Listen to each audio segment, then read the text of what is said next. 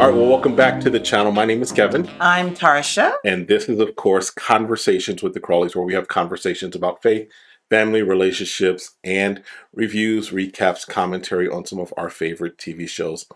This one, y'all know what this is. This is Married at First Sight, Season 14, Boston edition. So make sure if this is content that you enjoy and you're here, so you have some interest in it, or at least YouTube thinks you do. Make sure you're hitting that subscribe button, hit that like, request notifications, and share. And of course, we will see you, meet you, hang out with you in the comments. In fact, definitely make sure you share, make sure you like. That helps YouTube know that we at least got a little something going on over here. Something to say, right? We got something to say. So we're going to dig right into it. We'll start with Katina and Elijah Wan, because that's where it kind of left off 2 weeks ago when they gave us that unannounced break last week. So, and y'all remember Elijah Wan was upset because Katina had a dating app on her phone. Correct. Yeah. So, Katina, because y'all remember, she was like, "Look, I ain't playing for these cameras right now. Take this mic off. Listen, we shut down for the night. Where's my purse? Where's my shoes?" So she goes over to Michael and Jasmina's apartment, and it's like, y'all know what this man did? And so they start talking through it. And, they're kind of like, okay, do you think he kind of reacted too much? Kind of what was his thought process with it, what have you? Right. So they're just trying to figure out, and she says, Katina, before we really get started, we apologize to Katina. Yes. If we called her the other K name, it was an accident, not on purpose. Right. We're going to get her name right. Katina. Yes. She went over their house, apartment. Right. And just like you would do any girlfriend, like, I know this person will calm me down, help me to see the light. Right. See where maybe I can figure out how to talk to this man. Right. Because he sounds like I cannot figure him out to know how to explain to him when things go wrong. Right? Because she's trying to really share, and he's just over dramatic, yelling, everything that she accusations. Says, it's an excuse. It's just, she's like, how am I supposed to say this? Right. So, yes, we find out a little more that the dating app was at the login screen. So when he hit the dating app, it didn't come up. It didn't come up with like a profile and like a bunch of unread messages or stuff that she recently responded to. Right. It was things that it was basically just like you have to register or log in for it. Right. We find out also in the after party that he says that it was on her first page. So here's the thing. If she's trying to hide something, she's not going to give you her phone. Thank you. If she's trying to hide something, she's not going to put that app. I know with iPhones, I don't think you all have an app drawer that you can just kind of have all of your apps in one place or what have you. They're all just kind of you scroll. So she's not going to have it on the first screen. If she's trying to hide it, it would be like page 5, page 6 of your app. So you have to really go looking for it. Right. If she's trying to hide something from you. And he's looking at it from a perspective of how he moved. Right. So he's feeling like she's moving like I was moving. This is how I would do it. This is how we do it. Wow. So all his past he's like, I feel like he think he's going to get karma. Like it's just going to hit him in the butt. That's good. Yeah, I think he's waiting for the karma to hit him. He's just waiting for the karma to hit him. And so is this it? Someone I don't fall in love with, and then she turns out she's slipping out on me or something like that. Because I did that to all the other women who said they fell in love with me, all this. And he need to go to counseling. Yep. Because if he's trapped up and this is the way I used to do it, so everyone operates the way he operated, that's a very wrong mental mind process. It's not a good way to operate just in life. In general. But also in a marriage. If you're thinking that every mistake that you made in your life, you're going to get a repercussion for it, and it's going to come back to you, however many fold, that's not a great way to live. No. Right? No. And when you're marrying someone, you need to take what they're saying, like, how do we call it? we say that we give them the benefit of the doubt. Right. Right? Right. So if you're telling me, hey, no, I'm not using it, okay. Right. Whatever happens in the dark will come to the light. Will come to the light. So it would be a different story if he had asked her about it. She said, oh no, she deleted it. And then 3 weeks later, it's back there, right? Mm-hmm. Those are things that, yeah, okay, now there's a problem. But the fact that it's there and she's trying to explain to you, right, this is not what you think it is. Right. And yeah, even I think Michael and Yasmina were kind of taking note that she's crying. She's upset. She's upset. And normally she's been kind of cool, calm, collected. Mm-hmm. But there are things that he does, if we're honest, that trigger her. Mm-hmm. And it's not triggering like it's her fault that she's triggered. But there's things that he's doing and that he does to her that beat her down, that take her down a notch, what have you. So, and it's just it comes out of nowhere, and he's accusing her, and she's trying to explain, and it's just so heightened. Right. He's calling it passion. I'm just calling it's wrong moves. It's insecurity. It's insecure. He's very insecure. And so the only way you get that, you have to watch people and how they move. Right. Everything she's been moving is towards you. Right. She's trying to do things for you. No matter how much you beat her down, no matter how much and I'm saying that figuratively, right? Right. No matter how much you attack her as a woman and as a wife, right, she's still making moves to try and better the relationship. Take note of that, bruh.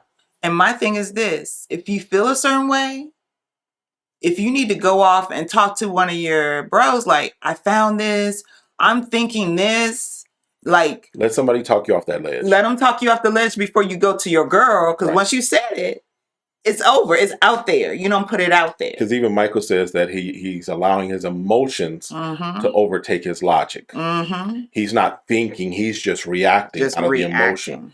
And that's definitely not a way to move. Even just letting your emotions guide you. And you have to realize he indicated at the beginning, and this is not an excuse on him, that he has ADHD. True. And so a lot of things are involved when you're diagnosed with that as well. Right. And with that being the case, then you have to even move in even more, because you're immediately assuming in your mind. Intentional with your responses. Right. You have to be intentional with your responses. Yeah. So I hope that he takes note, because you are going to make her back up and decide on decision day. I ain't dealing with this type of crazy. Mm-mm. And she makes before we go on, she says this: I know we can get through everything. The question for me is, do I have the patience to allow him to change? Yep. And in marriage, you're going to have to allow people to change. Yep. And sometimes you're going to have to accept that they may never change. Right. So that's another thing. Right. So they do eventually apologize to each other, because he was demanding of an apology. Mm-hmm. I think she's owed an apology from him more than he's owed an apology from her. That's just my opinion. Mm-hmm. Again, outside looking in. But she apologizes to him. He apologizes to her. Mm-hmm. Did y'all notice? Now, something I did kind of notice, there are some things going on as far as the editing, because there are points where he had a tattoo that was high up on his neck, and other times where he didn't have one. Let us know what you thought about that. It was just things that I was noticing, because I went back and watched part of it again. But he met with his friend, Coach Mac, who's, again, kind of talking him through marriage. This was one of those weeks where they're like, hey, reach out to one of your friends and talk to them about your relationship. She meets with her sister-in-law, not Elijah's sister, but I guess from her brothers or what have you, right? And again, the thing comes up that there's still no consummation. And Elijah Wan has been pretty vocal about that in other areas, as far as saying he wants to hold off on that. But did you hear that she want to go test run before she had decision day? She like, I'm married. She's like, we do need to have this before the 8 weeks. And I've been hearing this a lot about, we got test run, blah, blah, blah. I'm like this: you get rid of a full good relationship based off of a bad experience on one night, where I feel like there's some things you can do to work on that and practice. Right.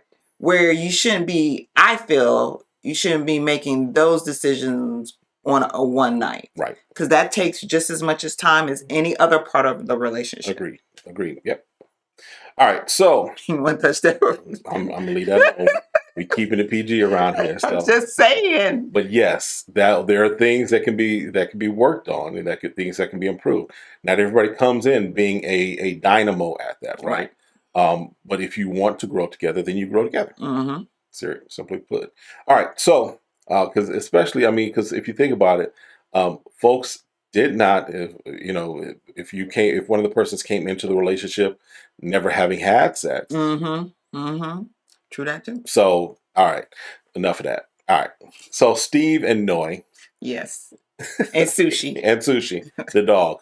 They take Sushi to get washed, which was pretty cool. We got a dog. Yeah, if I could find a place where I could just wash them myself and they can at least get the nails trimmed. Right, do the trimming, whatever. It was cool. Do it.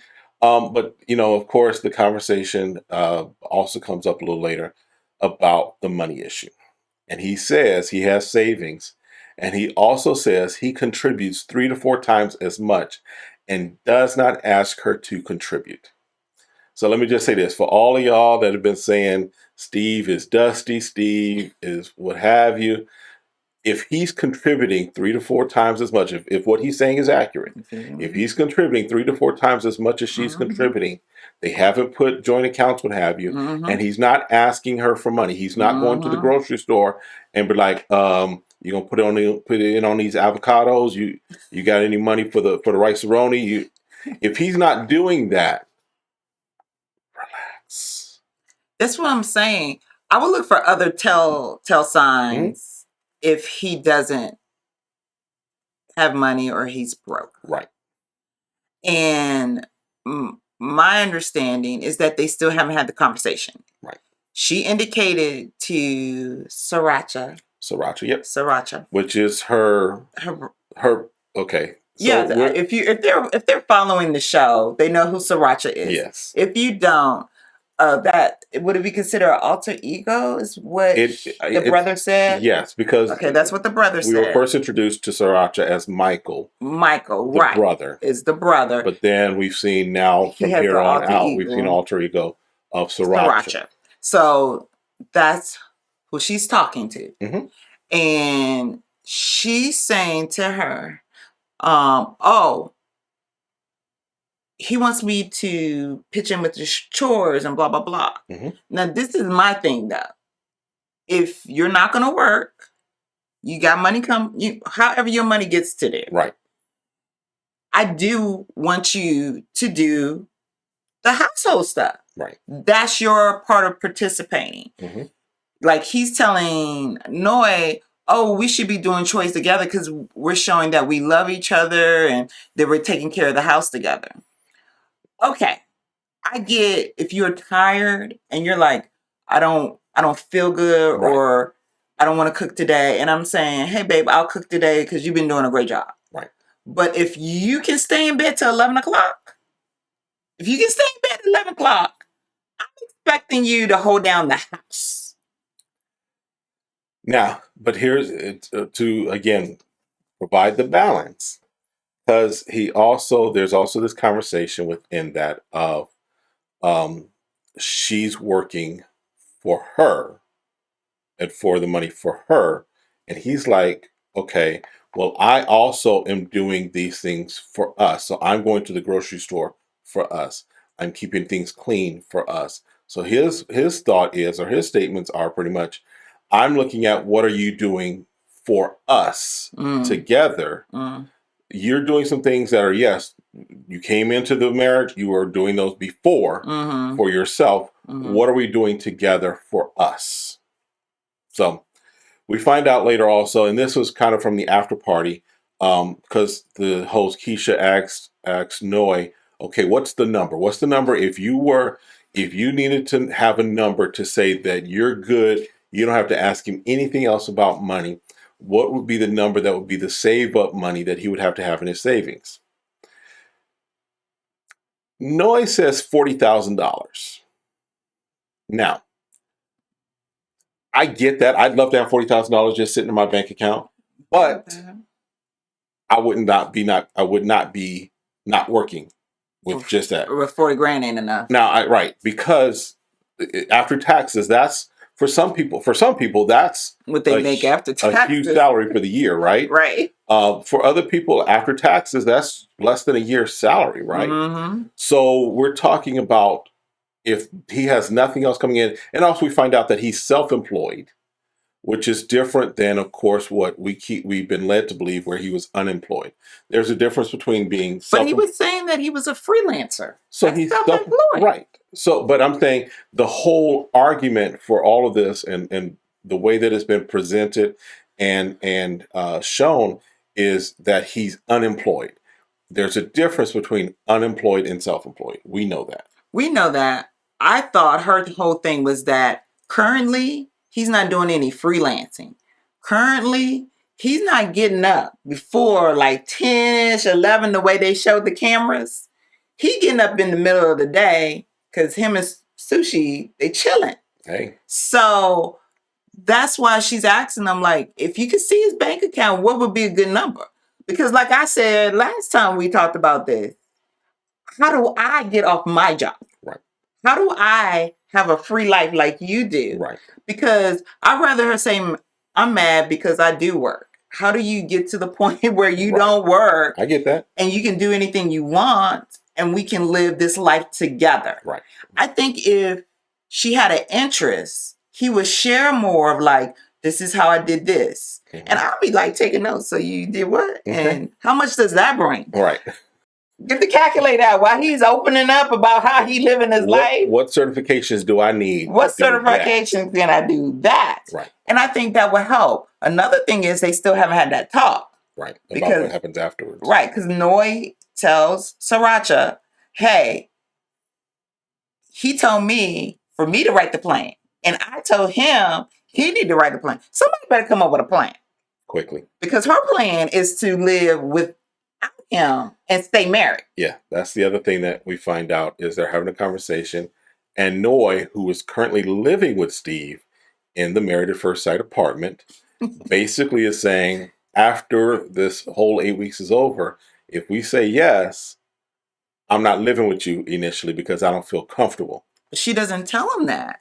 And I think that's the problem. She communicates that with Sriracha. But even if that's in her head, it does not make sense. It does make sense to a point. She's like, I'm trying to find a way to be safe. That I don't want to be caught in a situation where I don't have a place to live because I don't know how you handle a job.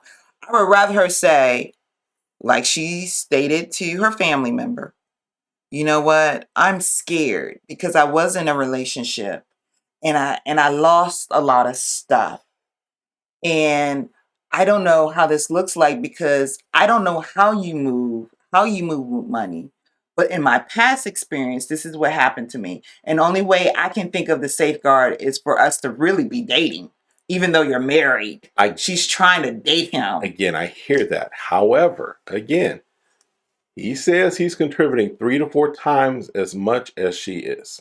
I heard you. And he's not asking her for anything, which means that once she puts her portion in as far as the apartment or wherever they're going to live, food, electricity, what have you, she still has money, ideally, that she can set aside so that if or something... have her own account. Keep her own account. Right, because they haven't put money together. No. And so I get that they, because of her concerns with the money, she may not feel comfortable putting their funds together. Right away, yeah. But you're living together now. You should.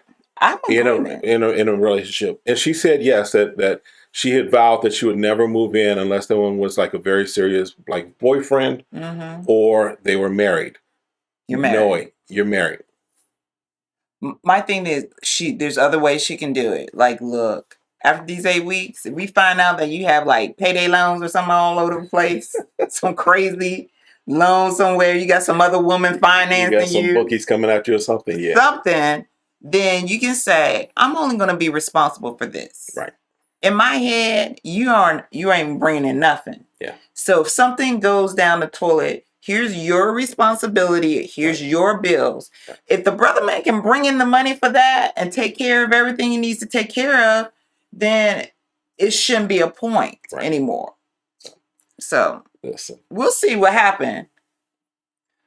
I ain't telling nobody to do anything illegal, but if anybody know what Steve got in his bank account, I'm just saying. All right, so then Mark and Lindsay. Mark and Lindsay. My God. Yeah. All right, so we see them. Mark is working on this team board for things for them to work on, what they're doing for the week, kind of setting out, trying to make some plans of communication. Cool. Okay. They go into even talking about doing meal prepping. Okay. Cool. Sounds good. Awesome. Watching TV, no cell phones. Right. Yeah. All those I get they make sense. They're good. Yeah. So we do see them go shopping. Yes. And now Mark is unemployed. So he's like, look, I got to make sure I'm not able to put in what I want to put in. We got a budget of $150 for food. Lindsay's like, that sounds good, but I don't abide by that. And so, first of all, Mark is like allergic to fruits and vegetables. Shut up. He did take. He did grab. Told her, yeah, that's good. He's like he don't like melons, but he does like watermelon. But he don't like any other kind of melon. Right. She was recommending some of everything. And he was like, no, she was recommending the whole produce section. True. And he was like, no, I'm good. No. Lemon-free water, no. Lime, no. And they went 40% over budget. And that's a lot. And my thing is this, though. She said she's going to hold them down. As long as she's paying that 40%. Okay. Here we go. Pay the 40%. And then she called him a chicken finger man. Yes. So, but good. I know we saw a show. Oh, I saw a show where a girl only eats chicken fingers and macaroni and cheese. Yeah. So I get the concept of she's talking about a single man who only knows to cook and only whatever eat you can microwave, air fryer, or just throw in the oven real quick. Right. I get it. Right. But yeah, so his palate probably needs to come up a little bit. We went to a restaurant yesterday. I ain't even mention the name. We ain't gonna mention the name because we ain't gonna give them free advertisement. But it's a chain that if we called it, everybody would know. And it was just like, it was bland. I can't believe we used to come here. I got it because I got a gift card for my birthday. Yeah, so we're like, we're gonna use it. Like, okay, yeah. We'll never do it again. Best part of it was just the gift card, the strawberry lemonade. That was the best part of it. Right. All right. So anyway. But I mean, but when we get to the point, so she does in a little aside have this major meltdown about, she calls it, his inconsistencies, what have you. Mm-hmm. He meets with his friend Erica, and his friend Erica's like, sounds like y'all just got some bad communication. Like y'all cannot. Y'all don't know how to talk. Mm-hmm. Then we see, listen, even the cats were angry when she dressed these cats up. Because they were having a photo shoot, and she put them in all little sharks. That cat was sitting there like... That cat didn't move. The moment she put it on, he's like, I'm not even moving. That cat was stuck. He was like, I'm not moving. I don't believe this woman got me in this blue shark outfit. So Mark comes over with dinner, which is two different things. She wanted something, looked like maybe Chinese food or something. And it looks like he did have some like tenders and fries or something, right? And the first thing she's like, try this sauce. He's like, no. I'm good. I don't like it. Well, how do you know if you don't like it? Try it. I don't want it. No, I don't like it. It's good. We're good. You have your food. I have my food. Just taste it. Just put your hand in it. He took his fry, dipped it. Don't like it. And is trying to explain, only the reason why I'm doing this is because you're nagging me. Right. About the sauce. Right. Keep your sauce. Right. You love the sauce? Have your sauce. Have it. I'm good. Can I enjoy my meal? And then he's like, I feel like he even picks the wrong time. It's like it's on my mind. Right. So I need to do it right now. I had a conversation with my friend earlier. I'm doing it right now. And she in her head is like, I'm picking a fun time. We're going to do a photo shoot. We're just going to have fun. So that's where they don't communicate either. Right. Like maybe they should schedule a time like, Mark hey, I want serious conversations. He should be a little better at reading the room, right? Right. Reading the atmosphere, the environment, right? But let me just say this though. It's kind of hard to do because Lindsay is all over the place anyway. That's right. No matter what day of the week, no matter what time it is, Lindsay is apropos to go off, if you will. Right. So then she does and he's like, "Can you let me go? Can you not grab me like that?" Because he's trying to explain, like, look, I want to communicate better. This whole experience, you up and down. Right. The way you're talking, and I'm trying to explain my point. And then she goes, "You're not taking any responsibility." Yes. Here we go. So it's very difficult for me to understand how you talk about him not respecting boundaries or the lack of boundaries when you grab him. Isn't that a boundary? Well, it's a boundary if he said that he didn't want to be touched. And he said he didn't want to be touched. And so she gets upset at that. But that's what I'm saying. Did they set the boundary ahead of time? But it's still a boundary. Listen, it's still not a boundary. Until I tell you it is. Yeah, because until I tell you, don't touch me that way.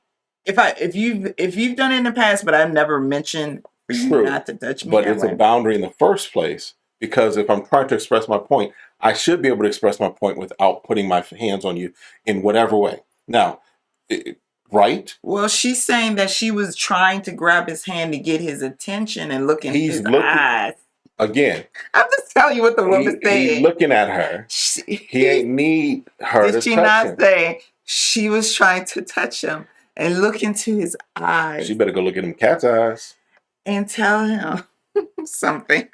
That's what she said. So I just consider it just like I wouldn't do that to you just to grab you to try and prove my point or get my point across. You wouldn't do that. I wouldn't do that because to me it's again, it's one of those things that in the wrong context can be problematic. Now that doesn't mean I don't caress you, touch you, what have you during the day or what have you. It doesn't mean that. Mm-hmm. But if we're having an intense discussion, mm-hmm. then I'm not going to cross that boundary of putting my hands on you I need you to pay attention to me. Right. Crazy Eye Lindsay needs to respect boundaries just as much as she's asking people to.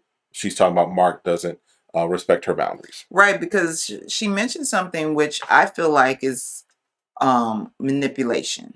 Oh, it's not feel like it. It is. It's manipulation. Well, for me, I'm just telling you, my perspective is, so because she goes, if he tells me to stay to take the photo shoot and he wants me to stay, then I'll stay. But other than that, I'm leaving. But then you're like kind of like around and then he's asking you to stay and like, so are you saying that you want me to stay? He was like, yeah. Okay, then I'll stay. And what was up with her dress or nightgown or whatever it was? I couldn't tell if it was two different colors or she sweat through it. I couldn't tell. So I don't know. I don't know what she was wearing because she ended up changing her clothes. I thought she was taking a photo in those. I don't know what she was wearing. But I'm just like, he says, I don't like her enough to say I'm gonna stay. Right. And he's just like, I can't see myself wanting to stay a lifetime or be married for a lifetime. I'm just here enough to say I can say I like her when things are good. Right. So I don't know. I don't know where they are. Because again, they are all over the place. They are. But I'm going to just say, if Mark stays with her after the 8 weeks, you're kind of getting what you deserve, because you have every red flag that there could be to let you know, nah, keep it moving. Again, it's about that point if you feel like this person can change and you can be patient, or you're willing to live with that. Right. And I'm just sorry. I wouldn't have the patience for that. I wouldn't have the patience. Good, because that's when you married me. That takes enough patience right there. Oh, yeah, we're going to start patience. All righty then. So then Jasmina and Michael. Mm-hmm. She don't know how to drive. There's people who live in cities don't feel like they need to drive. Like people who live in New York. My mom had a best friend live in DC. Listen, she did not need to drive until she moved down to the suburbs. Our daughter was like, I'm 15 and a half. Okay, I'm getting my like she calculated the day and was like, we're going so I can get my permit that day. Middle of a monsoon. Yeah, it was crazy weather that day. So, but he does help her study, which I'm like, okay. That is so sweet. Yes. And he's like, I can't see us married all these years and on me only driving. Right, because he's like, okay. Because it comes up in the fact that her job is about to change locations. Mm-hmm. So he's like, okay, so does that make it further, closer, what have you? And he's thinking of all the places that he's got to drive her, or he's got to do all the grocery shopping, what have you. And it's not that she's afraid of the test. She's afraid of actual driving. That's kind of her thing. And she says she's been in some serious accidents in the past. Probably as a passenger. Well, not probably, but as a passenger. Right. So I get that. But at the same time, you would think her family would be like, okay, we need to get out there. If this is a fear, we need to conquer your fear. Right. So for her to be an adult and not to drive, based off of those reasoning, I would definitely. There's a difference of I didn't get it because I never needed to. Right, and I'm in the city. I know how to take it. I get that. But so they even actually go out and he takes her driving. Takes her in a big old parking lot and they drive and you see him holding on like. It felt like when I was teaching our kids to drive. It's like, this is ridiculous. That handle's gonna do something. Listen, that handle, extra brake. It's security.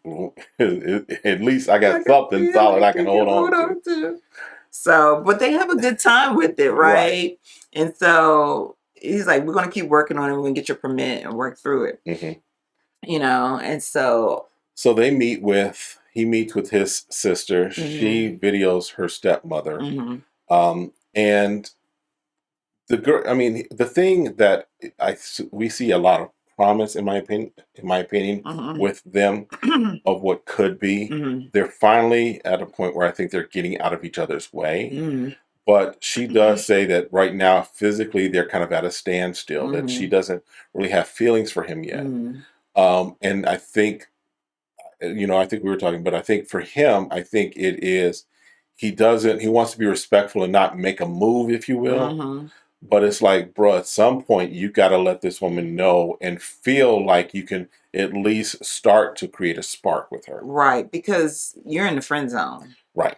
They're currently in a friend zone. They have their communication is better than what it had been. Right. So they're improving in those areas, because that's why I asked you while we were watching. I was like, do you think he's not a real affectionate person? Because even while he was cooking, so he decided to cook, in that there could have been a little flirting and banter in that. A little sexual tension. It was nothing going on in the kitchen except for real cooking. Right. I mean, they were having a good time. They were laughing and enjoying each other's company. Right. But again, it was, like you said, it was more friend zone than anything. Right. So I think he needs to pick it up. And she's like, is there going to even be any romance in our relationship? Right. So, and I thought when they went to their 1 month anniversary, I thought the chemistry would have picked up. That would have been time to been like, hey. Picked up a little bit. Even if it's like kissing her hand that or something. And the what was it? The tantric yoga. So all of those things were building a good chemistry there. Yeah. And I think, even when they came back, he could have asked her for a little kiss. Does it deserve a little kiss? Saying. Right. And that's you asking. If she said no, then I'm like, okay. Right. At least I'm putting hints out there. Yeah. Because again, neither one of them are saying that they're not attracted to the other person. Right. She finds him attractive as far as what we've seen. Right. He finds her attractive. Right. So it's not the attraction. It's at this point, it's not the poor communication. So it's okay. What is it? Is it just you guys have gotten into this rut, if you will, of kind of tiptoeing around each other that now you neither one of you knows how to make a move. Right. Pretty much.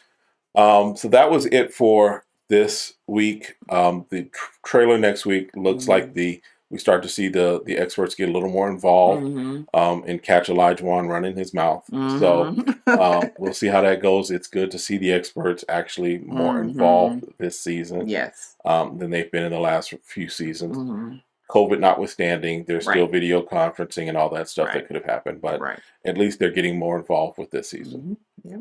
All right. Well, listen, that's it for this one. We'll see you all next time. Have a great one. Be blessed. Bye.